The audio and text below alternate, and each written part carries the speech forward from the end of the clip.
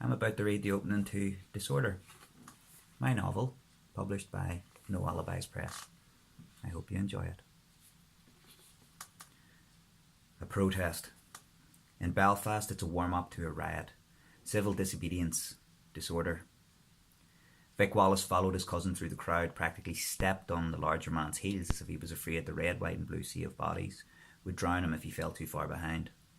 The cousin, big Clark Wallace, slapped and clapped backs for attention, bared teeth to match smiles and snarls when people turned to greet or challenge him.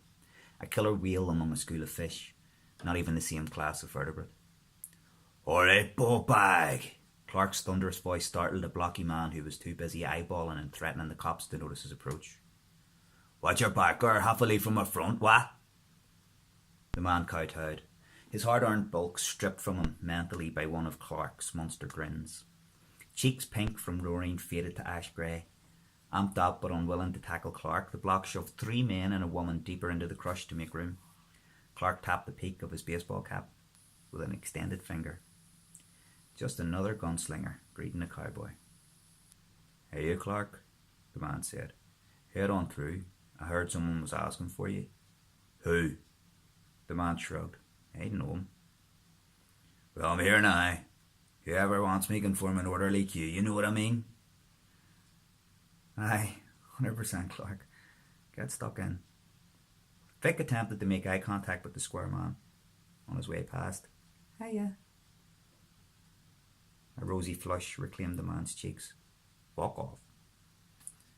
Vic looked away. He inched closer to Clark and managed to kick his Achilles tendon. Clark half turned and looked down on his cousin. "Fuck's sake, are you trying to ride me, Vic?" "That juice-head cunt you were talking to pushed me. Fuck is he anyway?" "Can't remember." Clark winked at him. "How are you getting on there, wee cousin?" "Buzzing." "Ah, here. You're not on something, are you?" "What? No, fuck. Remember we used to say that? We're buzzing cousins." Clark looked like he was working out long division in his head. Vic yammered on. "I mean, I'm a bit pissed, like, but that's just it. You know, like, I'm just excited." "Good." Clark exhaled, his shoulders lowered. "No time for any of your usual shite right now. You can get off your tits and whatever you fancy tonight, right?" "Except I've no money, like." "Stop yapping about money. You'll get sorted soon enough." "By who?" Clark shoved forward another couple of feet. "Can't hear you, mate. Just stay close." "What am I supposed to do with this?" Vic held up an empty WKD bottle over his head. "Come on, the fuck. We'll talk at the front."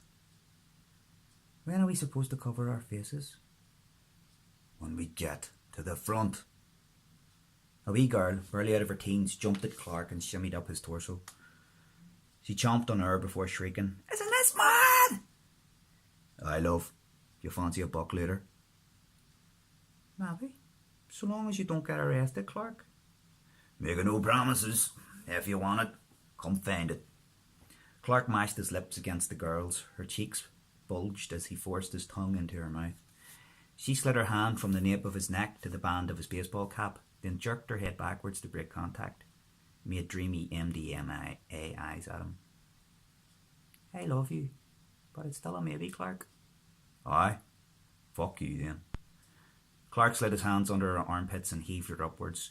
She flew, screamed, landed on top of the densely packed crowd. "Jesus, Clark, you could have killed her." "My hole, she's fine. Look." "Can't see her."